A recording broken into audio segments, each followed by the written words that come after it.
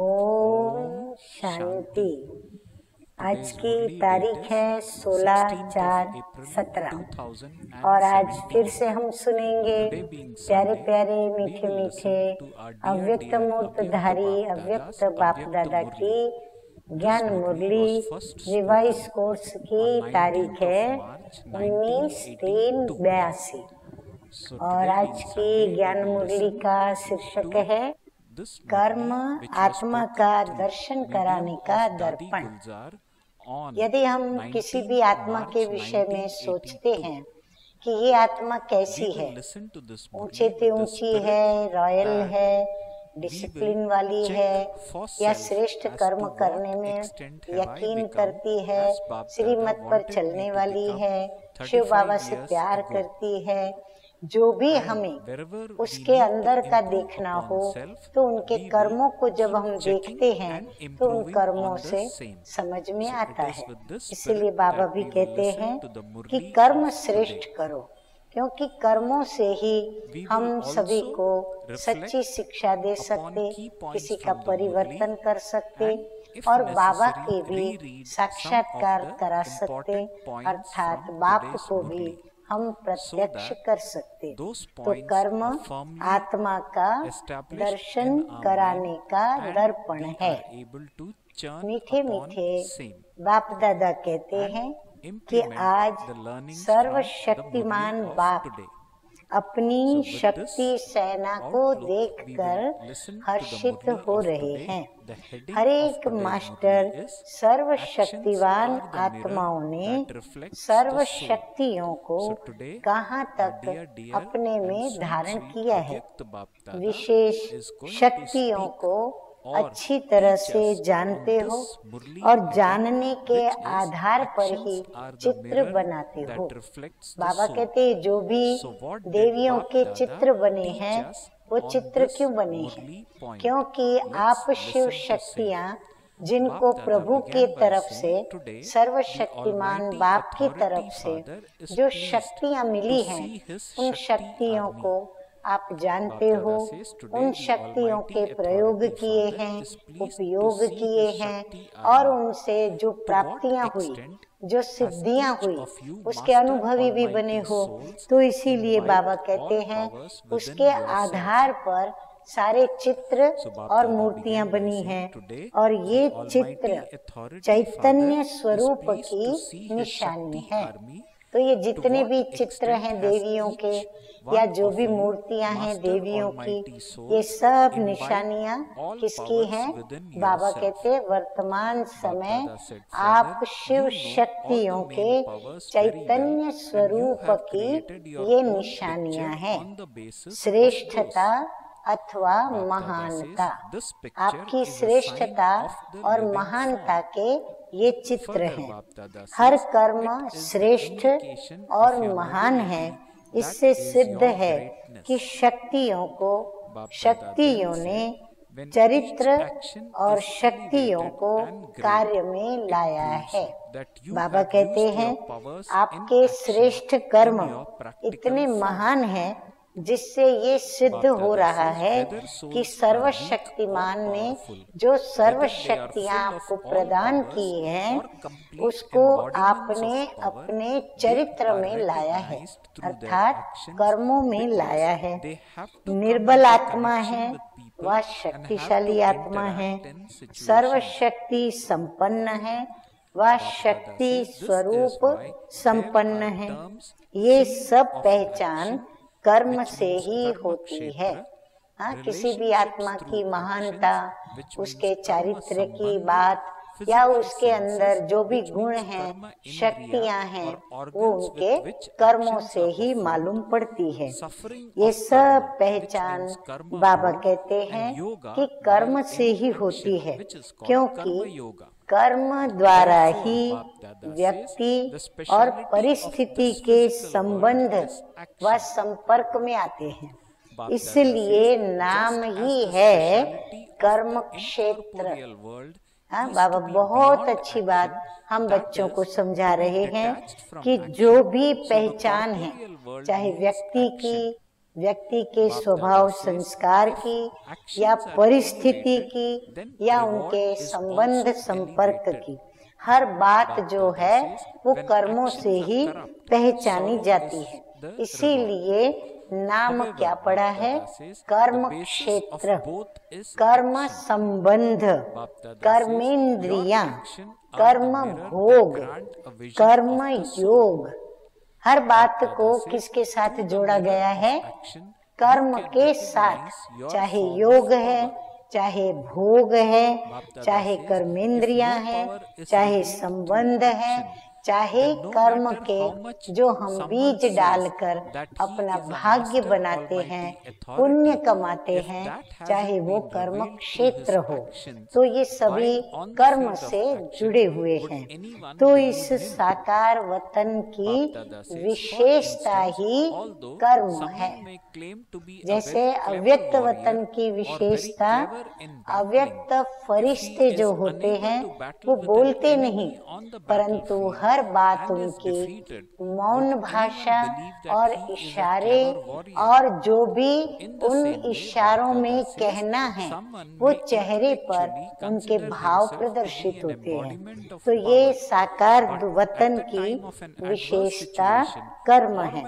जैसे निराकार वतन की विशेषता क्या होगी? बाबा कहते हैं कर्मों से अतीत, कर्मातीत अर्थात न्यारे हैं, वहाँ कोई कर्म नहीं है। ऐसे साकार वतन अर्थात कर्म और निराकार वतन अर्थात कर्मातीत, कर्म श्रेष्ठ है तो प्रारब्ध भी क्या है? श्रेष्ठ है। कर्म भ्रष्ट होने के कारण दुख की प्रारब्ध है। ये तो अटल नियम कुदरत का बना हुआ है। जैसा कर्म वैसा फल। श्रेष्ठ कर्म तो सुख, कनिष्ठ कर्म तो दुख। लेकिन दोनों का आधार क्या हुआ? सुख और दुख का आधार कर्म है। कर्म आत्मा का दर्शन कराने का दर्पण है। कर्म रूपी दर्पण द्वारा अपनी शक्ति स्वरूप को जान सकते हो। कर्म में मैं कैसा कर्म करती हूँ, मुझे सुख मिल रहा है, दुख मिल रहा है, मैं प्रश्नार्थ की स्थिति वाली हूँ या फिर मैं उत्तर समाधान वृत्ति या स्थिति वाली हूँ, ये सारा कैसे समझ में आता है? कर्म से। कर्म हमारा दर्पण बनता है। अगर कर्म द्वारा कोई भी शक्ति का प्रत्यक्ष रूप नहीं दिखाई देता तो कितना भी कोई कहे कि मैं मास्टर सर्वशक्तिमान हूँ, लेकिन कर्म क्षेत्र पर रहते कर्म में नहीं दिखाया तो क्या कोई मानेगा? जैसे आज बाबा ने हमें शक्तियां दी है, सहन शक्ति। यदि कर्म में मेरी सहन शक्ति दिखाई नहीं पड़ती और मैं कहूँ कि मैं मास्टर सर्वशक्तिमान हूँ, अर्थात सहन करने की शक्ति भी मेरे अंदर है, मैं उसकी मालिक हूँ, तो क्या मेरी सहन न करने के कर्म को देखकर कोई मेरे लिए ये मानेगा कि मेरे अंदर सहन शक्ति है? नहीं मानेंगे। जैसे कोई बहुत होशियार योद्धा हो, हाँ, युद्ध करने वाला योद्धा हो, युद्ध में बहुत होशियार हो, लेकिन युद्ध के मैदान में दुश्मन के आगे युद्ध नहीं कर पाए और हार खा ले, तो कोई मानेगा कि ये होशियार योद्धा है? हाँ, जब उसको ज्ञान दिया, प्रैक्टिस कराते हैं और प्रैक्टिस करा के जब ट्रायल बेस पर उसको साथियों के साथ युद्ध कराते हैं, उसमें बड़ा होशियार है वो। परंतु जब प्रैक्टिकल जीवन के अंदर उसके सामने बातें आती हैं युद्ध करने की, और उस युद्ध में अगर वो विजयी नहीं बनता है तो कोई मानेगा कि ये योद्धा है? ऐसे अगर अपनी बुद्धि से समझते रहें कि मैं शक्ति स्वरूप हूँ, जैसे हम समझते हैं कि मैं मास्टर सर्वशक्तिमान हूँ, तो ये बुद्धि के स्तर पर तो मैंने बाबा से ये बात समझी और बुद्धि में बिठाई, लेकिन परिस्थितियों के समय, संपर्क में आने के समय, हाँ, जब कोई विपरीत परिस्थिति आती है, किसी के संपर्क में हम आते हैं, जिस समय जिस शक्ति की आवश्यकता है उस शक्ति को कर्म में नहीं लाते, तो क्या कोई मानेगा कि ये शक्ति स्वरूप है? सिर्फ बुद्धि तक जानना वो हो गया, घर बैठे अपने को होशियार समझ, लेकिन समय पर स्वरूप दिखाया, समय पर शक्तियों को कार्य में नहीं लगाया, समय बीत जाने के बाद सोचा, तो क्या वो शक्ति स्वरूप कहा जाएगा? हाँ, लेकिन जब जरूरत है तब हमने अगर अपनी शक्ति का प्रदर्शन नहीं किया, तो बाबा कहते हैं क्या उसको शक्ति स्वरूप कहा जाएगा? और यही कर्म में श्रेष्ठता चाहिए। बाबा कहते कर्म में श्रेष्ठता माना जिस समय जो शक्ति की आवश्यकता पड़े उस समय वह हमारी शक्ति काम करे, हम युद्ध करें और उसमें विजयी बने। जैसा समय वैसी शक्ति कर्म द्वारा कार्य में लगावे। हाँ, वो कार्य में हमको वो शक्ति सफल करे, सफल बनावे, तभी बाबा कहते हैं कि वो शक्ति स्वरूपा। तो अपने आप को सारे दिन की कर्म लीला द्वारा चेक करो कि हम मास्टर सर्वशक्तिमान कहाँ तक बने। तो अपने को चेक करना है कि मेरे कर्मों के अंदर मास्टर सर्वशक्तिमान की झलक सभी को दिखाई पड़ती है। आगे मीठे मीठे बाप दादा कहते हैं, विशेष कौन सी शक्ति समय पर विजयी बनाती है, वो कौन सी शक्ति है, और विशेष कौन सी शक्ति की कमजोरी बार बार मुझे हार खिलाती है। हाँ, ये तो हमें खुद को देखना पड़े कि कौन सी शक्ति मेरी विजय दिलाती है और किस कमजोरी के कारण मैं बार बार हार खाती हूँ। कई बच्चे अपनी कमजोर शक्ति को जानते भी हैं।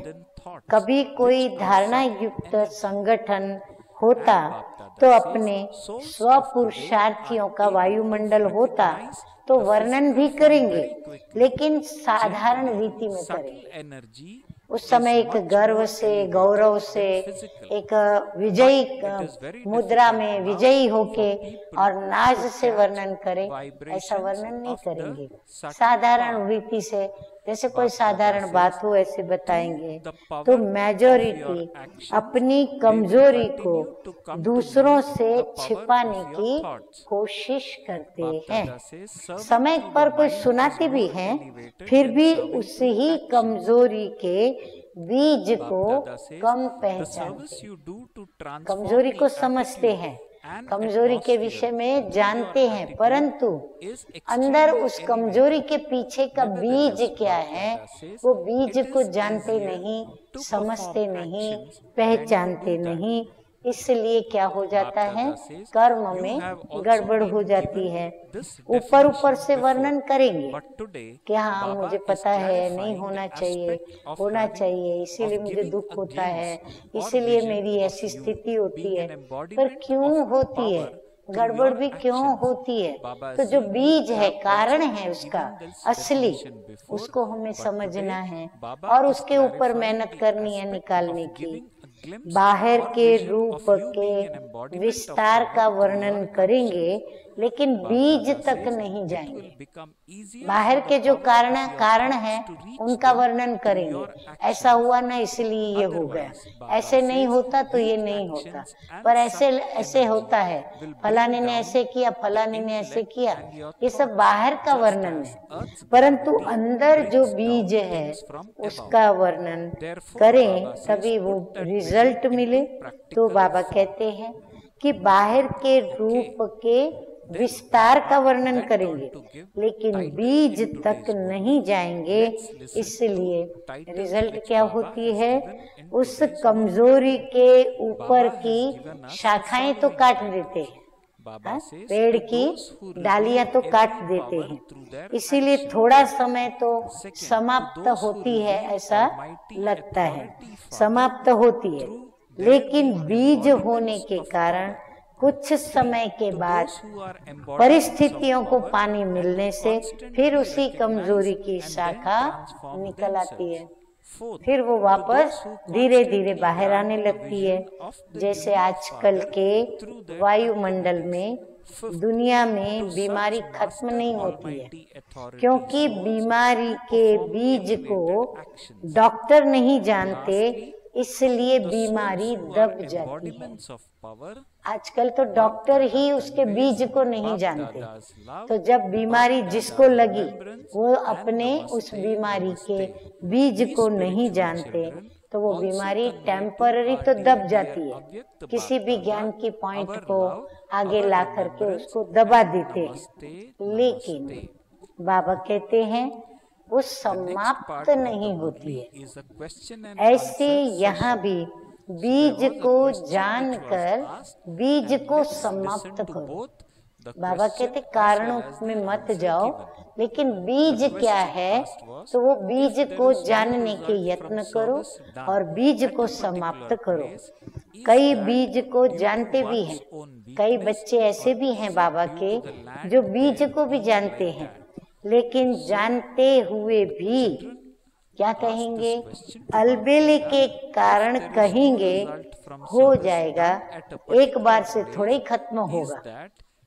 हम भी समझ रहे हैं कि हमारा अवगुण ठीक नहीं है, हमारे अंदर ये कमजोरी है, परंतु दलील क्या करेंगे कि एक बार में थोड़े ही मिट जाएगा। अभी तो सुना है, थोड़ा मेहनत करेंगे जाएगा, जरूर जाएगा, निकल जाएगा। ऐसे अपने को भी आश्वासन देते, धोखा देते, स्वयं को औरों को भी धोखा देकर आश्वासन देने की कोशिश करते। कहेंगे समय तो लगता ही है ना, कहेंगे ऐसा ही थोड़ी मिटेगा, इतने समय का समय तो लगेगा ना। ऐसे ज्यादा समझदारी कर लेते, ज्यादा ही समझदारी दिखाते हैं। जिस समय पावरफुल बनना चाहिए उस समय नॉलेजफुल बन जाते हैं। जब पावरफुल स्थिति दिखानी चाहिए तो पावरफुल स्थिति के बजाय क्या दिखाते हैं, नॉलेजफुल हूँ ये दिखाते हैं। लेकिन नॉलेज की शक्ति है, नॉलेज कहते हैं ना, नॉलेज इज पावर, तो नॉलेज भी एक पावर है, तो उसकी पावर दिखानी चाहिए। पावर के बजाय बिना पावर की नॉलेज दिखाते, तो नॉलेज इज पावर। उस समय नॉलेज को शक्ति रूप में यूज नहीं करते, तो नॉलेज को शक्ति, पावर है नॉलेज में, तो वो शक्ति स्वरूप बना के उसको यूज करना चाहिए, ताकि हम उसके आगे हार न खाएं। पॉइंट के रूप में यूज करते हैं, लेकिन हर एक ज्ञान की पॉइंट शस्त्र है, वो एक शस्त्र बराबर है। उसे शस्त्र के रूप से यूज नहीं करते। शस्त्र तो है हाथ में, लेकिन शस्त्र को चलाना भी तो पड़े ना, खाली दिखाने के लिए शस्त्र थोड़ी है। शस्त्र को समय पर चलाना होता है। तो बाबा कहते हैं इसलिए बीज को जानो, ताकि वो शस्त्र की पावर उन पर यूज कर सको। अलबेलेपन में आकर अपनी संपन्नता में व संपूर्णता में कमी नहीं करो। नॉलेज है, शक्ति भी है, समझ भी है, तो बाबा कहते हैं फिर आपको संपन्न बनना है, संपूर्ण बनने में कोई देरी नहीं है, परंतु अलबेलेपन के कारण क्या करते हो, पावर को यूज करने के बजाय या ज्ञान की पॉइंट को पावर के रूप में यूज करने के बजाय सिर्फ उसको बुद्धि के स्तर तक ही रखते हो, इसीलिए विजयी नहीं बनते। और अगर बीज को जानने के बाद, जो कमजोरी है उसके बीज को जानने के बाद स्वयं में जानने की शक्ति अनुभव करते हो, लेकिन भस्म करने की शक्ति नहीं समझते हो। कई बार ये भी लगता है कि बरोबर मेरे अंदर ये खराबी है, मुझे इसको नष्ट करना चाहिए, ये मेरा बहुत नुकसान इससे हो रहा है। इतना सब कुछ समझने के बाद भी बाबा कहते हैं क्या कमी पड़ती है, उसको भस्म कर डालो। इतनी पावर, इतनी योग की अग्नि यूज करो, वो नहीं कर पाते। तो अन्य ज्वाला स्वरूप श्रेष्ठ आत्माओं का तभी सहयोग ले सकते हो। बाबा कहते जब अपनी पावर से हम अपने बीज को भस्म नहीं कर सकते, तो बाबा कहते जो ज्वाला स्वरूप आत्माएं हैं, जो पावरफुल आत्माएं हैं, उनसे आप सहयोग ले सकते हो। तो देही अभिमानी होके लो। कईयों को उसमें भी देह अभिमान आता है कि मैं इसका सहयोग क्यों लूं, इसकी मदद क्यों लूं। कल को ये कहेंगे मैंने मदद की तब इसने विजय पाई, तो ऐसा मैं यश इसको क्यों लेने दूं, इससे तो मैं ही करूं।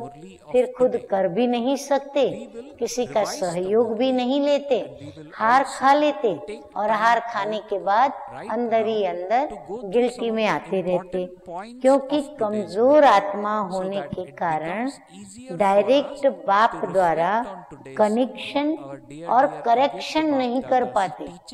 एकदम बाबा ने इतनी गुह्य बात इस वाक्य के द्वारा बताई है, आप सभी नोट करें कि कमजोर आत्मा होने के कारण क्या होता है, बाप से जो हमारा डायरेक्ट कनेक्शन हो और फिर जो करेक्शन हमको बाप के द्वारा मिलती है वो हम कर नहीं पाते। क्योंकि जब योग में बैठेंगे वही कमजोरी की बातें सामने आती हैं, तो योग भी नहीं लगता। जब कनेक्शन ही नहीं जुटा तो कैच कैसे होगा कि बाबा मुझे क्या करेक्शन बता रहे हैं। तो सेकंड नंबर, श्रेष्ठ आत्माओं का सहयोग ले, स्वयं को वेरीफाई कराओ। हमें जब खुद विजयी नहीं बनते तो जो श्रेष्ठ आत्माएं हैं उनका सहयोग लेना है कि मैं सफल क्यों नहीं हो रही हूँ, तो मैं आत्मा सफल होने के लिए क्या करूँ। वेरीफाई होने से सहज ही प्यूरिफाई हो जाएंगे। कितनी अच्छी बात बाबा ने बताई। आप वेरीफाई कराने जाएंगे, ऑटोमेटिकली इतनी पावर मिल जाएगी सहयोगी से, आप अंदर से प्योर हो जाएंगे, आपके अंदर प्योरीफाई आ जाएगी, आप अंदर में विजयी बनोगे और उस विजय की खुशी में रहोगे। तो समझा क्या चेक करना है और कैसे चेक करना है। आगे मीठे मीठे बाप दादा कहते हैं कि एक तो छिपाओ नहीं, गांठ बांध लो, प्रतिज्ञा कर लो, दृढ़ संकल्प कर लो कि हाँ, बाबा कहते कुछ भी छिपाओ नहीं, कोई भी बात हो हमें निमित्त के आगे रख देनी है। दूसरा, जानते हुए उसको टाल नहीं दो। हम क्या करते हैं, कोई ना कोई बात बता करके उसको टालने की कोशिश करते हैं कि यहाँ मेरी गलती नहीं थी, मेरा दोष नहीं, मेरे से ये नहीं हुआ, पर हम दूसरों के ऊपर डालते। चला भी नहीं दो, हम चला देते हैं, चलो ठीक है होता है, ये तो होता ही रहता है, मेरी अकेली से थोड़ी हुआ है, सभी से होता है, और ये होगा ना, ये कारण है, वो कारण है, ऐसा है वैसा है, परिस्थिति ऐसी, ये बात है वो बात है। तो बाबा कहते ऐसे चला भी नहीं दो, हाँ चालू भी नहीं बनो। चलाते हो तो चिल्लाते भी हो, चला लेते हो इसीलिए फिर चिल्लाना पड़ता है। तो आज बाप दादा शक्ति सेना की शक्ति को देख रहे थे। अभी प्राप्त की हुई शक्तियों को कर्म में लाओ, क्योंकि विश्व की सर्व आत्माओं के आगे कर्म ही आपकी पहचान कराएंगे। आप शिव शक्ति हो, ये आपकी पहचान है। तो ये पहचान का साक्षात्कार, आपकी शिव शक्ति स्वरूप का साक्षात्कार कौन कराएगा? आपके कर्म कराएंगे। तो इसीलिए कर्म में वह बात लानी है। कर्म से वह सहज जान लेंगे। कर्मों से उनको आप शिव शक्ति हो, ये सहज में उनको पता चल जाएगा। कर्म सबसे स्थूल चीज है, संकल्प सूक्ष्म शक्ति है। आजकल की आत्माएं स्थूल मोटे रूप को जल्दी जान सकती है। उनको स्थूल मोटा रूप दिखने में आता है ना, तो जल्दी मान लेते हैं। सूक्ष्म चीज उनको दिखाई नहीं पड़ती। वैसे सूक्ष्म शक्ति स्थूल से बहुत श्रेष्ठ है। बाबा कहते श्रेष्ठ सूक्ष्म शक्ति है, लेकिन लोगों के लिए सूक्ष्म शक्ति के वाइब्रेशन कैच करना अभी मुश्किल है। हाँ, वो कैच करने का भी उनके अंदर पावर हो ना, वो भी जानकारी हो, समझ हो, तो वो नहीं कर पाते हैं। कर्म शक्ति द्वारा आपकी संकल्प शक्ति को भी वो जान जाएंगे। आप कर्म विजयी कर्म करते हो, डट के कर्म करते हो, हिम्मत से करते हो, साहस के साथ करते हो, कर्म करने को छोड़ते नहीं हो जब तक आप विजयी नहीं बने, अथक होके करते। तो ये सब कर्मों का स्थूल स्वरूप वो देखते हैं, तब वो उनको शक्ति को जानते हैं, मानते हैं और तब आपको पहचानते हैं। तो आपकी संकल्प शक्ति भी आपके कर्मों से वो फील करते हैं। तो आपकी संकल्प शक्ति कर्म के द्वारा प्रकट होती है। मनसा सेवा कर्मणा से श्रेष्ठ है। बाबा भी कहते हैं, जानते हैं बाबा कि मनसा सेवा कर्मणा से भी श्रेष्ठ सेवा है। वृत्ति द्वारा वृत्तियों को, वायुमंडल को परिवर्तन करना, ये सेवा भी अति श्रेष्ठ है। लेकिन इससे सहज जो है वो कर्म है। वो कैच करना थोड़ा मुश्किल है, परंतु उससे सहज कर्म से कैच करना सहज है। उसकी परिभाषा तो पहले भी सुनाई है, लेकिन आज इस बात को स्पष्ट कर रहे हैं कि कर्म शक्ति द्वारा शक्ति स्वरूप का दर्शन अथवा साक्षात्कार कराओ।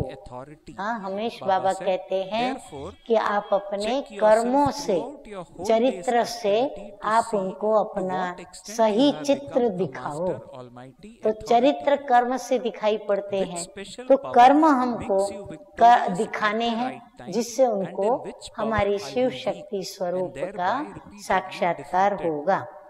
कर्म द्वारा संकल्प शक्ति तक पहुंचना सहज हो जाएगा। किसी के कर्मों को जब हम देखते हैं कि ये व्यक्ति बहुत चरित्रवान है, इसके कर्म बड़े श्रेष्ठ हैं, ये कर्म बहुत महान करते हैं, ये दूसरों के भलाई के कर्म ही सदैव करते रहते हैं, तो वो समीप आते हैं। और समीप आते हैं तो जो हमारी संकल्प शक्ति है उसको भी वो सहज पहचानते हैं और उसको वहां पर पहुंचाना भी सहज होता है। और वह भी हमारी संकल्प शक्ति के पास पहुंच जाते हैं। नहीं तो कमजोर कर्म, सूक्ष्म शक्ति बुद्धि को भी, संकल्प को भी नीचे ले आएंगे।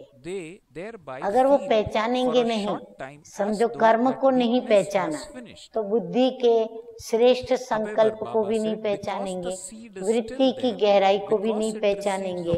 तो कमजोर कर्म क्या करता है, उनकी सूक्ष्म शक्ति को, बुद्धि को भी और संकल्प को भी नीचे ले आता है। जो ऊपर ले जाना चाहिए उसके बदले नीचे ले आता है। जैसे धरनी की आकर्षण ऊपर की चीज को नीचे ले आती है, इसलिए चित्र को चरित्र में लाओ। अच्छा, ऐसे याद प्यार बाबा दे रहे हैं, ऐसे हर शक्ति को कर्म द्वारा प्रत्यक्ष दिखाने वाले, अपनी शक्ति को कर्म के द्वारा सबको दिखाने वाले, अपने शक्ति स्वरूप द्वारा सर्वशक्तिमान बाप को प्रत्यक्ष करने वाले।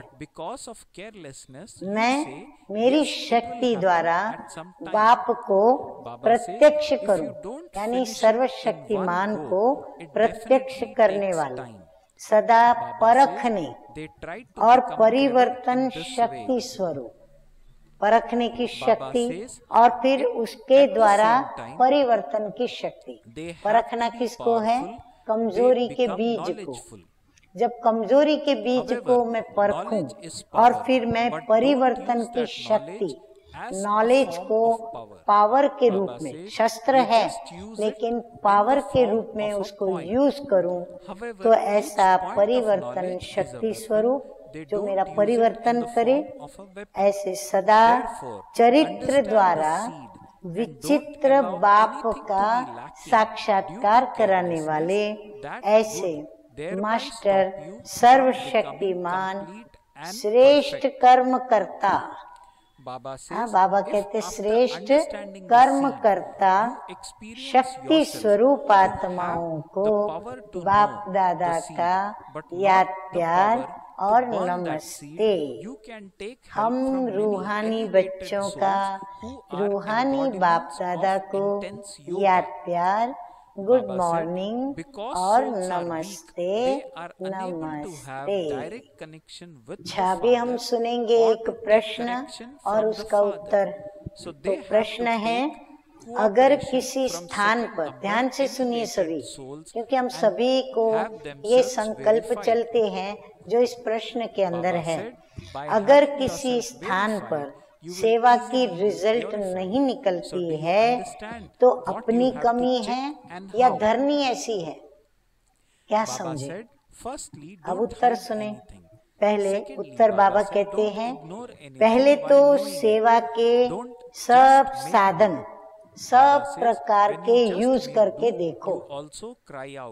बाबा कहते जितने सेवा के साधन है, घर घर में संदेश दो, घर घर में 7 डेज का कोर्स रखो, घर घर में प्रवचन करो, फिर प्रदर्शनी करो, प्रोजेक्टर शो रखो, छोटे मोटे सेमिनार करो, छोटी बड़ी कॉन्फ्रेंस करो, नेशनल लेवल करो, इंटरनेशनल लेवल करो, कुछ भी, मतलब जितने भी साधन निकले हैं सेवा के, सब यूज करके देखो।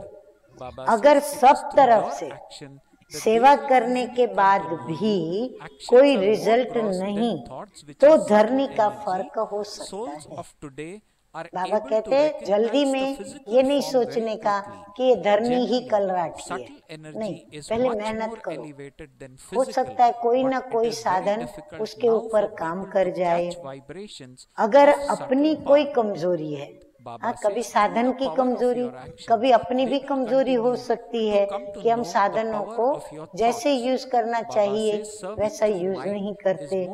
अगर अपनी कोई कमजोरी है जिस कारण सर्विस नहीं बढ़ती है, तो अंदर में दिल खाती भी है कि हमारे कारण सेवा नहीं होती।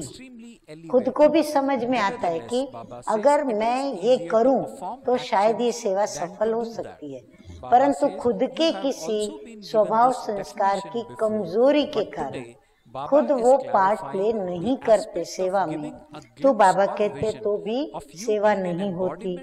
तो ऐसे समय में फिर एक दो का सहयोग ले फोर्स दिलाना चाहिए। तो बाबा कहते ऐसे समय पर जो अपने से कुछ होशियार हो, ऐसे सहयोगी का सहयोग लेकर के और फोर्स भरना चाहिए उस सेवा में। यदि अपना कारण होगा तो उस धरनी से निकलने वाली आत्माएं भी कैसी होंगी? बाबा कहते ढीली होंगी, बीज जैसा होगा फल भी वैसा मिलेगा। तीव्र पुरुषार्थी नहीं होंगी, फिर वो प्रजा भी उनकी तीव्र पुरुषार्थी नहीं होंगी। अच्छा, अभी हम सुनेंगे वरदान सतगुरु बाप दादा का।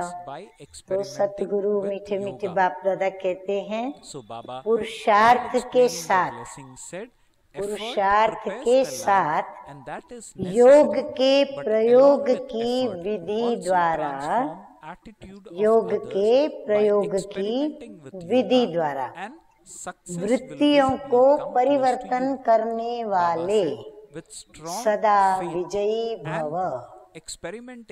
हाँ, सिर्फ हम योग के प्रयोग नहीं करते, परंतु पुरुषार्थ के साथ योग के विधि पूर्वक प्रयोग करेंगे तो बाबा कहते हैं क्या होगा, वृत्तियों के परिवर्तन में हम सदा विजयी होंगे।